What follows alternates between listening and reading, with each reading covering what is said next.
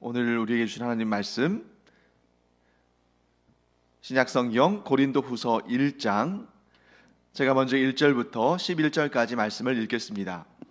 하나님의 뜻으로 말미암아 그리스도 예수의 사도된 바울과 형제 디모데는 고린도에 있는 하나님의 교회와 또 온 아가야에 있는 모든 성도에게 하나님 우리 아버지와 주 예수 그리스도로부터 은혜와 평강이 있기를 원하노라. 찬송하리로다. 그는 우리 주 예수 그리스도의 하나님이시요 자비의 아버지시요 모든 위로의 하나님이시며 우리의 모든 환난 중에서 우리를 위로하사 우리로 하여금 하나님께 받는 위로로서 모든 환난 중에 있는 자들을 능히 위로하게 하시는 이시로다. 그리스도의 고난이 우리에게 넘친 것 같이 우리가 받는 위로도 그리스도로 말미암아 넘치는도다. 우리가 환난 당하는 것도 너희가 위로와 구원을 받게 하려는 것이요 우리가 위로를 받는 것도 너희가 위로를 받게 하려는 것이니 이 위로가 너희 속에 역사하여 우리가 받는 것 같은 고난을 너희도 견디게 하느니라.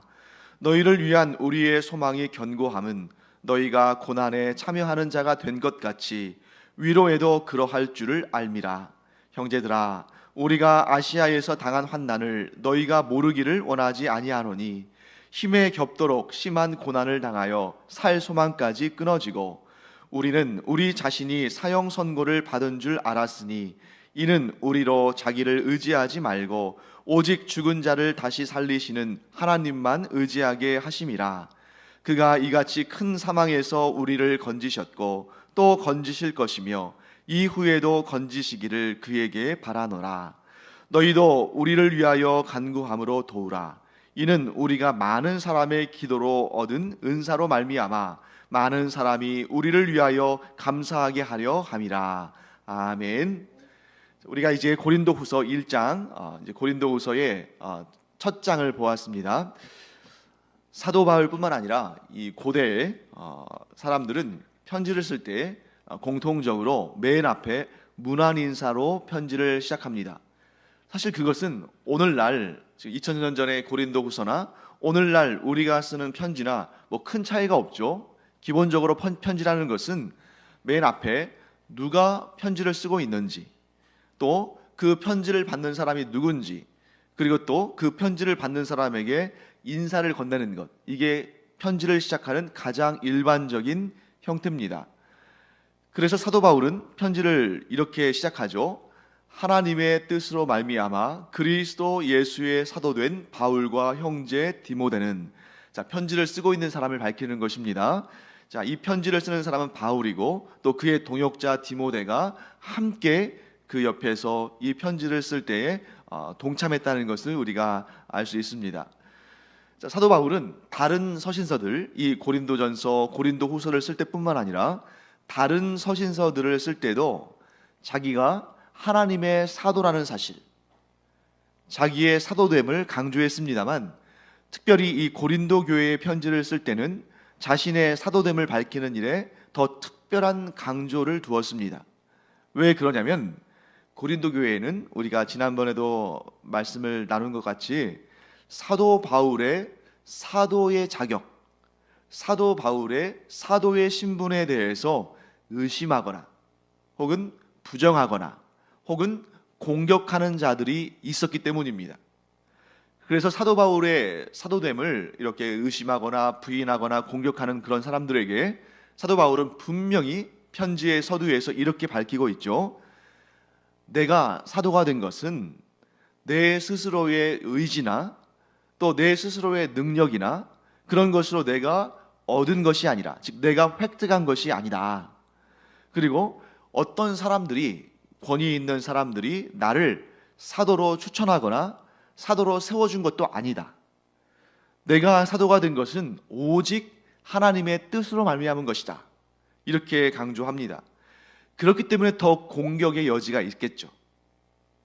사도 바울을, 그의 사도됨을 부인하는 사람들은 너는 누구로부터 사도되었다는 사실을 우리에게 알려준 바가 없다. 예를 들어서 네가 진정 정통 사도라면 다른 사도들이 우리에게 너에 대해서 추천서를 써줬거나 혹은 네가 특별한 능력이 있어서 그런 능력을 가지고 사도됨의 모든 조건들을 만족시켰거나 혹은 우리가 너를 사도로 인정할 만한 그러한 무슨 내용들이 있으면 모르겠는데 불쑥 어느 날 불쑥 나타나서 자기가 사도라고 하니 우리가 어떻게 믿겠느냐 하고 이렇게 사도 바울의 사도성을 의심하는 그런 사람들이 있었던 것이죠. 그러나 사도 바울은 오히려 이렇게 반박합니다. 아니다. 내가 나의 능력으로 이 사도의 직분을 얻었다면 나는 연약한 사람이기 때문에 언제든지 그 직분으로부터 떨어져 나갈 수 있다. 또한 만일 어떤 사람들이 권위 있는 사람들이 기존에 있던 사도들이 나를 추천하거나 나를 세워줬다면 또 그들이 언제든지 나의 사도됨을 취소할 수도 있을 것이다. 그런데 하나님께서 나를 사도로 삼으셨다면 하나님께서 하나님의 뜻 가운데 나를 사도로 부르셨다면 이 사도의 직분을 감히 누가 빼앗을 수 있겠느냐 이렇게 주장하는 것입니다. 자, 이 원리는 똑같이 우리 자신에게도 적용이 됩니다. 자, 오늘날 우리는 이렇게 말하죠. 나는 하나님의 구원받은 자녀다. 나는 예수 그리스도의 제자다. 나는 거룩한 교회의 성도다. 그런데 만일 이러한 우리의 신분이 나 스스로의 노력이나 공로나 성취를 통해서 이루어진 것이라면 내가 이러한 신분을 얻기에 합당하지 못한 상태, 예를 들어서 죄를 지었거나 허물이 있거나 문제가 발생했을 때 이게 자동적으로 취소도 될 수 있는 거죠. 또한 만일 우리가 하나님의 자녀가 되고 또 예수 그리스도의 제자가 되고 거룩한 교회의 성도가 된 것이 누군가가 어떤 사람이 우리를 추천하거나 임명한 것이라면 또 그 사람의 의지에 따라서 우리의 하나님의 자녀됨이 그리스도의 제자됨이 성도됨이 취소될 수도 있는 것입니다. 하지만 신실하신 하나님께서 하나님의 뜻 가운데 우리를 하나님의 자녀 삼으시고 예수 그리스도의 제자로 삼으시고 거룩한 교회의 성도로 삼으셨다면 그 무엇도 어떠한 사람도 어떠한 권세도 또 악한 사탄의 그 흉악한 권세도 또 죄와 사망의 권세도 우리를 하나님의 자녀됨으로부터 그리스도의 제자됨으로부터 교회의 거룩한 교회의 성도됨으로부터 우리를 빼앗을 수 없다. 우리의 구원을 취소시킬 수 없다. 우리의 신분을 또 멸할 수 없다. 이렇게 우리는 적용할 수 있는 것이죠. 만일 우리가 우리의 구원받음을 우리가 하나님의 자녀됨을 우리가 그리스도의 제자됨을 우리의 능력과 우리의 노력과 하나님의 은혜가 이렇게 협력해서 하는 거라면 그것도 위험할 수 있습니다. 왜요? 하나님 편에서는 항상 불변하시고 신실하시고 그런 은혜와 사랑 가운데 우리를 붙들어 주시지만 만일 우리가 얻은 구원과 우리의 신분에 우리가 지분이 있고 우리가 영향력을 행사할 수 있다면 우리 쪽에서 거부하거나 놓아버릴 수도 있는 거죠. 그러나 사도 바울의 한결같은 교박은 이것입니다. 나의 나된 것은 하나님의 은혜다. 내가 사도가 된 것도 전적으로 하나님의 은혜다. 우리도 마찬가지죠. 나의 나된 것은 하나님의 은혜다. 내가 구원받은 하나님의 자녀가 된 것도 전적으로 하나님의 은혜다. 그러므로 나 자신도 물론이거니와 그 어떠한 누구도 그 어떤 권세도 심지어 죄와 사망의 권세라 할지라도 이 거룩한 신분을 내가 얻은 구원을 어느 누구도 빼앗을 수 없다. 왜? 전적인 하나님의 은혜고 하나님은 불변하시고 하나님은 모든 것을 이기시니까. 이런 확실한 믿음이 사도 바울 안에 있었고 그 믿음은 오늘날 우리에게도 있는 줄 믿습니다. 나의 나된 것은 온전히 전적으로 하나님의 은혜다. 이런 고백이 우리 안에 늘 함께 있기를 간절히 축복합니다. 자, 그 다음에 이제 사도 바울이 인사를 전하는데 거기에서 무슨 내용으로 인사를 전하냐면 하나님의 은혜와 평강이 너희와 함께 있기를 바란다. 이렇게 첫 인사를 시작합니다. 사도 바울의 편지 또 뿐만 아니라 성경의 내용들을 쭉 보면 구약 시대부터 한결같이 이 사람들이 하나님을 아는 사람들이 전하는 그 인사의 내용에 꼭 들어가는 것이 은혜와 평강이죠. 그래서 구약 시대의 히브리인들, 이스라엘 사람들도 인사를 할 때 우리가 잘 아는 단어, 우리가 히브리어를 많이 아는 건 아닙니다만 그래도 우리에게 제일 많이 알려져 있는 단어는 샬롬이겠죠. 그러니까 샬롬이라고 인사를 합니다. 그것은 히브리 말로 무슨 뜻이에요? 평강. 평강이 당신에게 임하기를 원합니다. 이렇게 말하는 거죠. 그래서 이 구약 성경을 읽다 보면 이스라엘 사람들이 하나님의 사람이나, 즉 하나님이 보내신 천사나 하나님이 보내신 선지자나 이런 사람들이 자기를 찾아오면 막 놀래가지고, 이 구약 시대에는 하나님을 만나 뵙는 것이, 하나님의 사자를 뵙는 것이 두려운 일이었잖아요. 죄 문제가 아직 해결되지 않은 상태였으니까. 그때 뭐라고 묻냐면 평강을 위해서 오시는 것입니까? 평안을 위해서 오시는 것입니까? 이렇게 묻습니다. 그래서 내가 평강을 위해서 왔노라 그러면 이제 마음이 안심이 되는 거죠. 그런데 평강을 위해서 온 것이 아니라면 무엇 때문에 온 거겠어요? 뭐 생각할 필요도 없죠. 죄의 문제에 대해서 책망하시거나 심판하시기 위해서 오시는 거죠. 그래서 우리가 인사를 할 때 이 은혜와 평강, 이 은혜와 평강을 빌어주는 것, 이게 최고의 인사인 것입니다. 자, 그리고 우리는 그 안에서 또 한 가지를 살펴볼 수 있습니다. 그게 뭐냐면 은혜와 평강을 가지고 인사를 하는 이유는 진정한 은혜와 평강은 오직 하나님만이 주실 수 있는 것이다.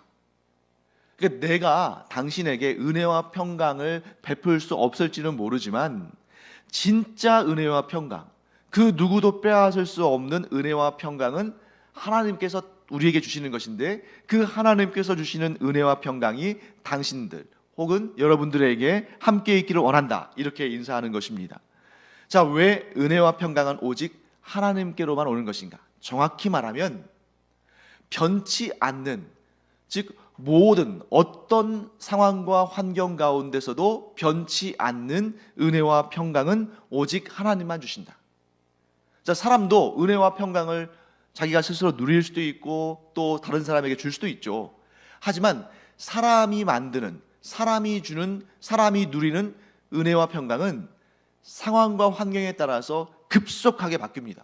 뭐 예를 들면 이제 요즘에 이 코로나 소식이 많이 오잖아요. 많이 이제 뭐 이렇게 문자나 뭐 안전 메시지를 통해서 오는데 평안하게 있다가, 은혜롭게 있다가 갑자기 그런 메시지를 딱 받으면 나도 모르게 그 마음속의 고요함과 평안이 깨질 수 있는 거죠.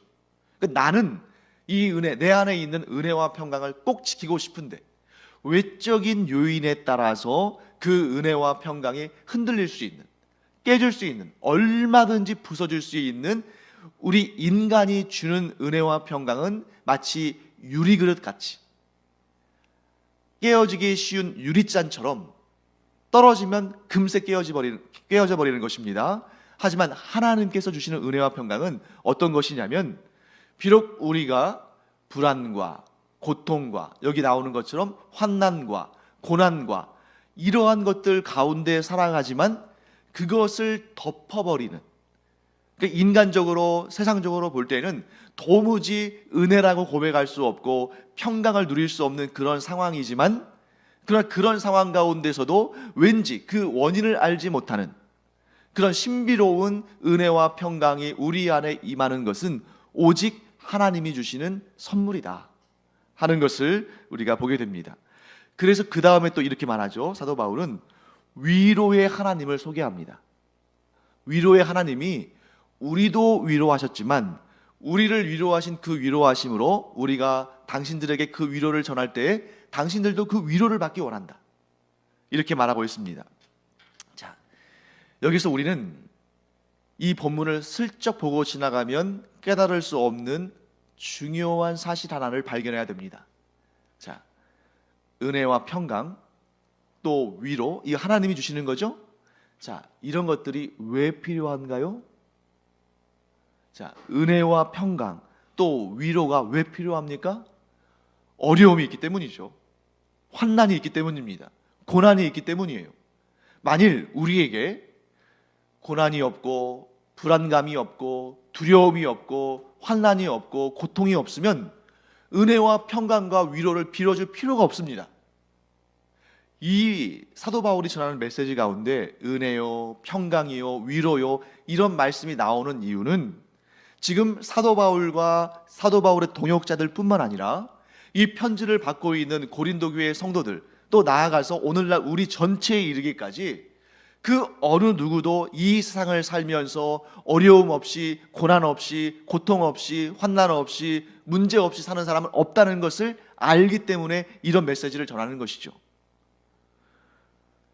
하나님께서 우리에게 위로를 주시는 이유는 우리에게 위로가 필요하기 때문이고, 우리가 위로가 필요한 이유는 우리가 이 세상을 사는 동안에는 항상 어려움을 보고 고난을 보고 또 문제를 경험하기 때문이다 하는 것을 우리는 알 수 있습니다. 자, 그러면 왜 하나님은 우리에게 고난을 주실까?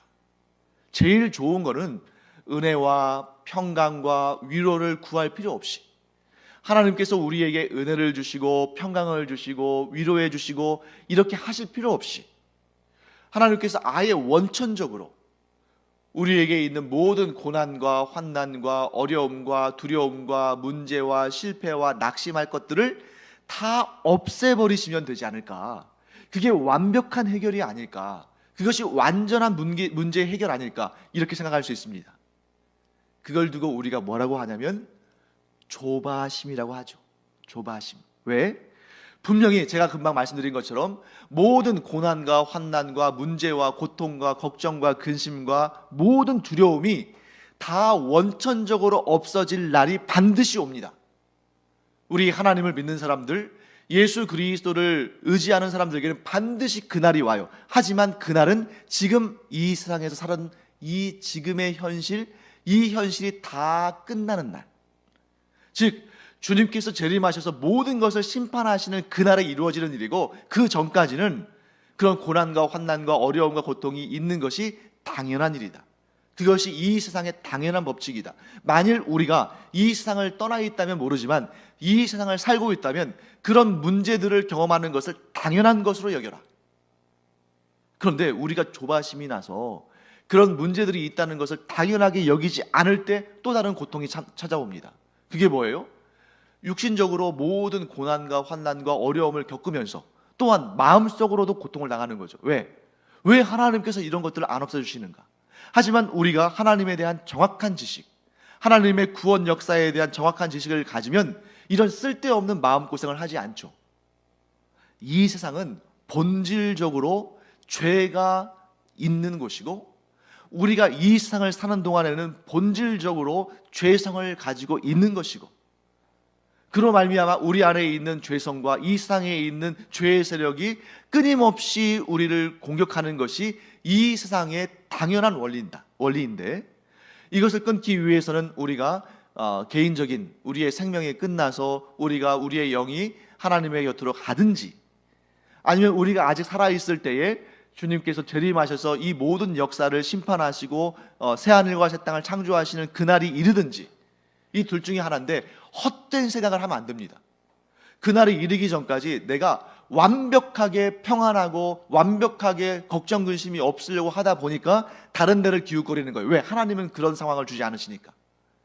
그래서 돈을 많이 벌어가지고 그 돈을 가지고 웬만한 걱정 근심들은 돈으로 해결하려고 한다든지, 육신이 아주 건강해서 이렇게 육신으로 당하는 그런 질병이나 이런 것들을 한번 떨쳐버리고 한다든지, 권력을 아주 많이 가져서 권력으로 인한 손해나 손실이나 이런 문제를 당하지 않으려고 한다든지, 이렇게 해서 수많은 사람들이 자신의 노력과 이런 환경의 변화를 통해서 이런 고난과 문제로부터 벗어나기를 원했는데 단 한 사람도 성공한 사람이 없습니다.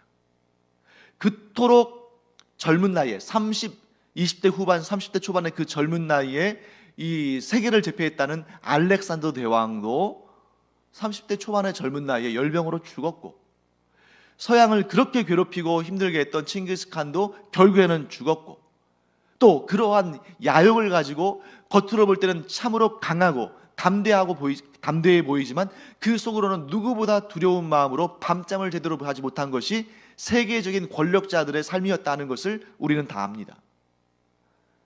그래서 우리 이렇게 기억하기 바랍니다. 헛된 생각하지 말아라.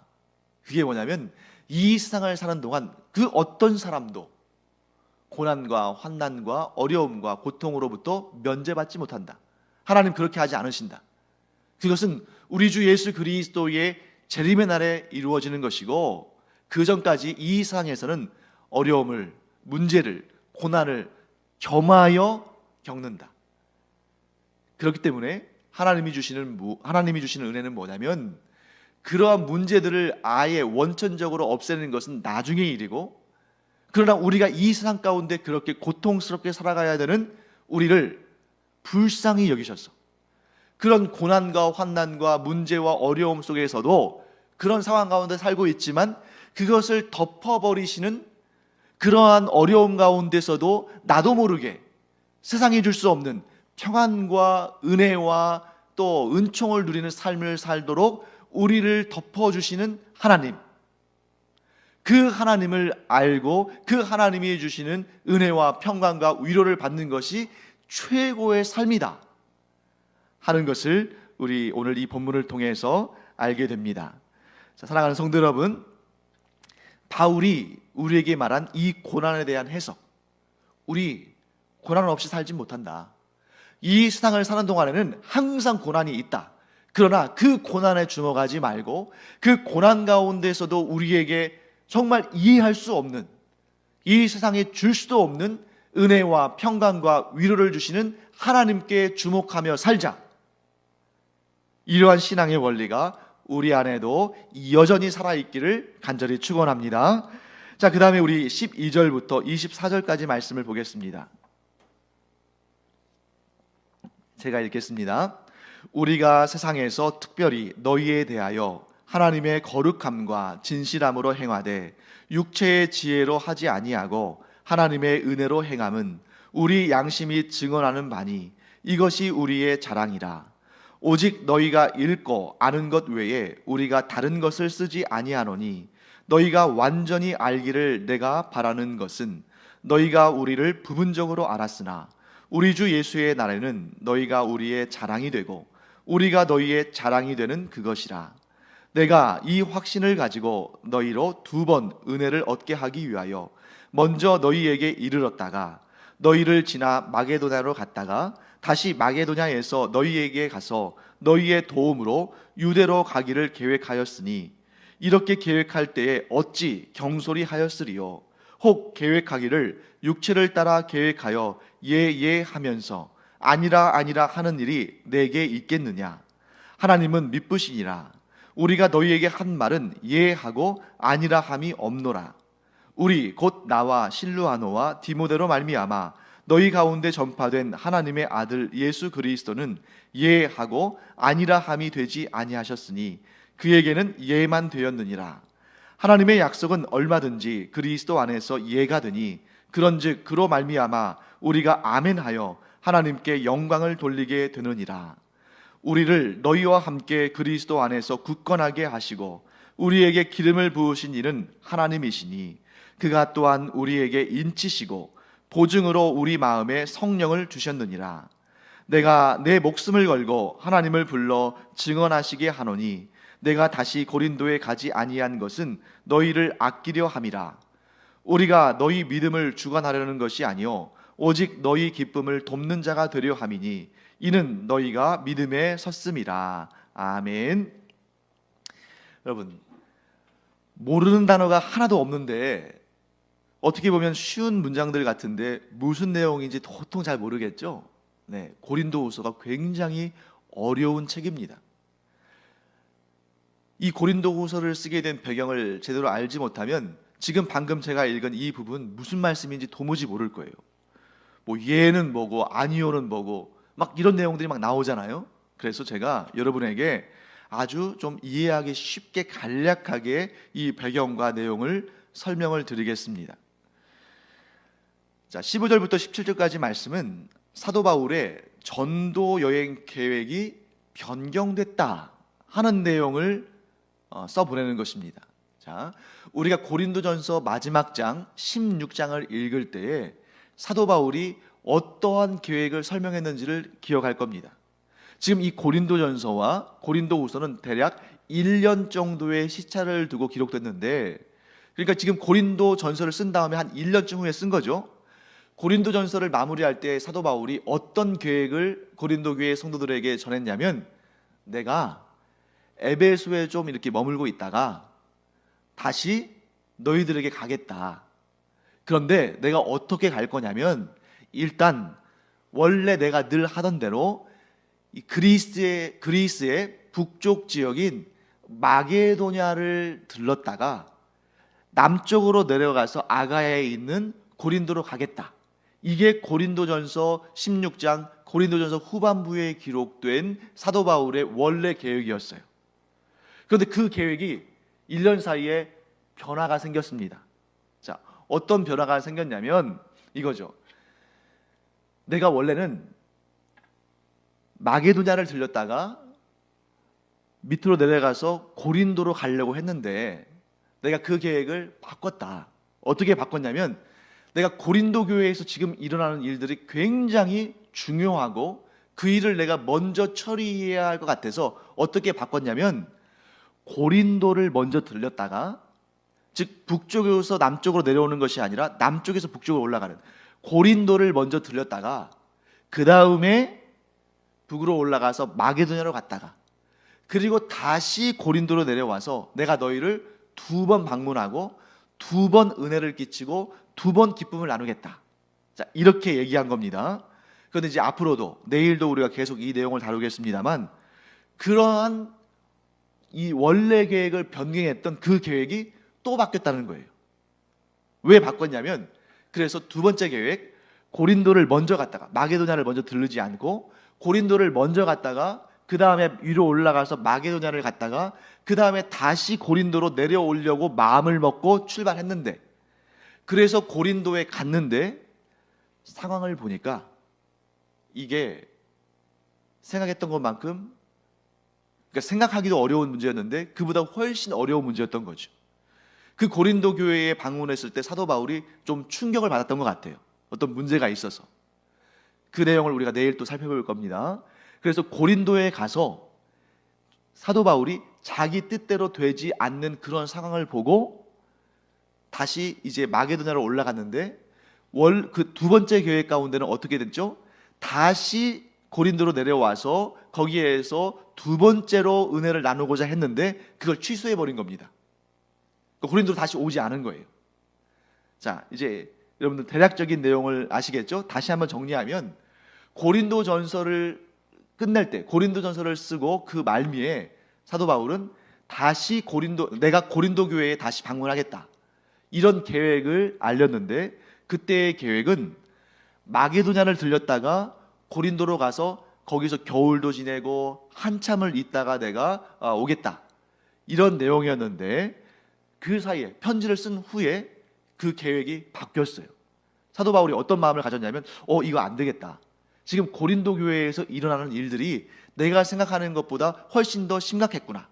이 일을 내가 우선적으로 해결하기 위해서 고린도를 먼저 방문하겠다, 이렇게 계획을 바꾼 겁니다. 그리고 마게도냐로 올라가서, 거기도 지금 약속을 해놓은 상태니까 마게도냐로 올라가서 좀 있다가 다시 고린도로 와서 거기에서 그 고린도 교인들과 2번을 만나는 그런 계획을 세워야겠다, 이렇게 한 거죠. 그래서 그 계획대로 고린도를 갔습니다. 근데 고린도에 갔는데 거기에서 사도 바울이 자기가 계획했던 것처럼 되지 않았던 것 같아요.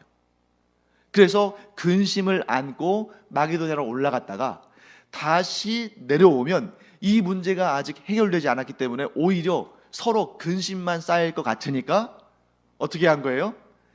두 번째로 내려오는 그 계획, 다시 이렇게 올라갔다 다시 내려오기로 한 계획을 취소하고 그냥 에베소로 돌아와 버린 겁니다. 그 내용에 대해서 이제 여기 이렇게 나오죠. 23절 말씀 보시면, 내가 내 목숨을 걸고 하나님을 불러 증언하시게 하노니 내가 다시 고린도에 가지 아니한 것은 너희를 아끼려 함이라.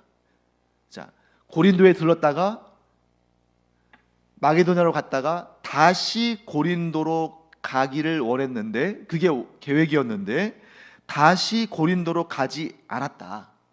그렇게 다시 고린도로 가지 않은 것은 너희를 아끼려 함이다.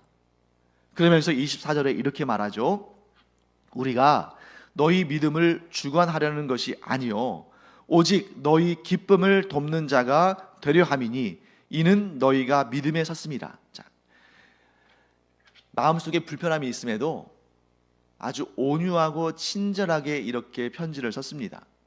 자, 너희의 믿음을 주관하는 것이 아니다. 이 얘기는 뭐냐면 사도 바울이 자기의 뜻이 하나님의 뜻으로부터 온 하나님의 뜻을 받드는 것임을 알지만 너무 지나치게 사도 바울이 주도적으로 고린도 교회에 있는 문제를 해결하려고 너무 인위적으로, 너무 주도적으로, 너무 강력하게 하면 마치 점령군처럼 사도 바울이 고린도 교회를 쥐고 흔드는 것처럼 보일 수 있고, 어느 정도 시간이 지난 다음에 이렇게 권면을 다시 보내면 모르지만 고린도를 떠난 지 얼마 안 됐는데 또 방문해서 그 해결되지 않은 문제를 가지고 또 이렇게 교회에 가서 또 강력하게 말하면 이제는 고린도 교회 성도들이 사도 바울을 보고 당신이 뭔데 우리 교회가 자치적으로 해야 할 일들을 이렇게 사사건건 간섭하냐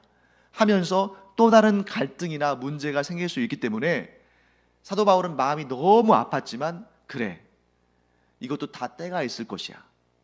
너희들이 또 이것을 이해할 날이 오겠지. 내가 전한 이 권면을 또 받아들일 때가 오겠지 하고 잠시 시간을 두는 것입니다. 그래서 오직 너희 기쁨을 돕는 자가 되기를 원한다. 너희들 나 오해하지 말아라. 내가 무슨 권력자인 것처럼, 내가 무슨 황제인 것처럼 너희들을 쥐고 흔들고 너희들을 내 마음대로 하려는 것이 아니라 너희가 잘 되기를 바라는 마음에서 나는 이렇게 한다. 그런데 혹여라도 나의 이러한 노력과 나의 이러한 뜻이 너희들에게 잘못 비춰지고 내가 마치 점령군인 것처럼 너희를 쥐고 흔드는 것처럼 비춰지면 안 되니까, 그러면 너희들에게 기쁨이 있을 수 없고 너희들이 낙심하게 되니까 나는 너희들을 아끼는 마음으로 고린도에 다시 방문하지는 않았다. 이 과거에 있었던 일을 이렇게 기록하는 겁니다. 그리고 그에 대한 세부적인 내용이 또 이제 내일 우리가 보는 본문에 나올 거예요. 자, 이제 좀 말씀을 마무리하겠습니다. 고린도 후서는 굉장히 쉽지 않은 본문이에요. 자, 여기에서 예 아니요가 나왔죠. 그게 뭐냐면 내가 예 하며 아니요 하는 그런 사람 아니다.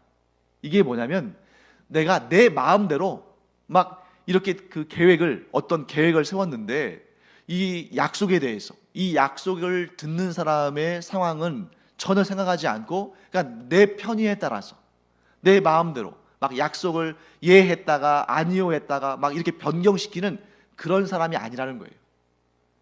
내가 고린도로 가는 약속을 했는데 그런데 그것을 지키지 않았다 하는 것은 내 마음대로 그것을 막 이랬다 저랬다 하는 것이 아니라 이런 결정을 할 때에는 17절 말씀처럼 경솔이한 게 아니라는 거죠. 내가 이런 계획을 세웠었는데 그런데 상황을 보니까 지금 그런 상황이 아닌 것 같아서 이렇게 수정을 했을 뿐 내 약속 자체를 내가 내 마음대로 이랬다 저랬다 하는 것은 아니다. 그러면서 이제 하나님에 대한 얘기를 하죠. 18절 말씀 보시면 하나님은 미쁘시다. 이 미쁘시다라는 말은 우리가 잘 쓰는 말은 아닌데 우리가 자주 쓰는 말로 바꾸면 하나님은 신실하시다.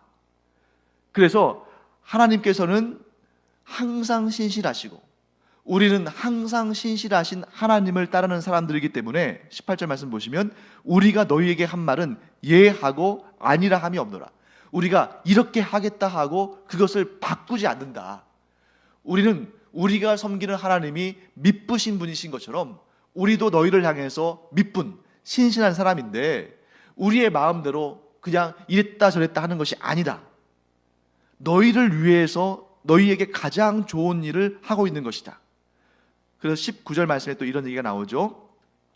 예수 그리스도는 예하고 아니라 함이 되지 아니하셨으니 그에게는 예만 되었느니라. 이 얘기는 뭐냐면 하나님과 예수 그리스도 곧 우리가 섬기는 하나님은 우리를 향한 아주 선한 계획, 우리를 향한 구원의 계획, 우리를 복되시게 하는 계획을 갖고 계시는데 그 계획과 그 작정하심을 한 번도 취소하신 적도 없고 바꾸신 적도 없고, 그 하나님의 약속은, 예수 그리스도의 약속은 예만 될 뿐 아니라가 없다. 한 번 하나님께서 주신 약속과 은혜는 반드시 지키신다, 이 얘기를 하는 것입니다. 자, 예와 아니요, 이 얘기 왜 하는 거예요? 신실함을 얘기하는 것입니다. 우리가 너희를 향해서 신실한 사람들이다.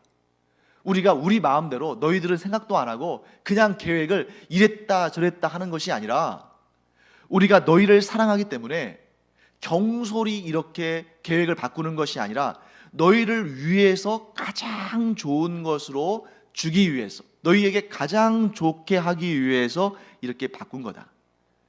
고린도를 방문하는 계획도 원래는 마게도냐를 방문하려고 했다가 먼저 방문하려고 했다가 고린도를 나중에 가려고 했는데, 너희들을 위해서 계획을 바꿔서 고린도를 먼저 간 것이고, 그러니까 우리가 고린도를 가겠다는 계획을 처리한 것이 아니다. 순서를 바꾼 거다. 너희를 위해서. 뿐만 아니라 마게도냐로 올라갔다가 다시 고린도로 내려오려고 했는데 그 계획도 바꿔서 다시 내려오지 않은 것도 우리가 경솔하게 그냥 우리 마음대로 이랬다 저랬다 한 것이 아니라 너희에게 좋게 하기 위해서,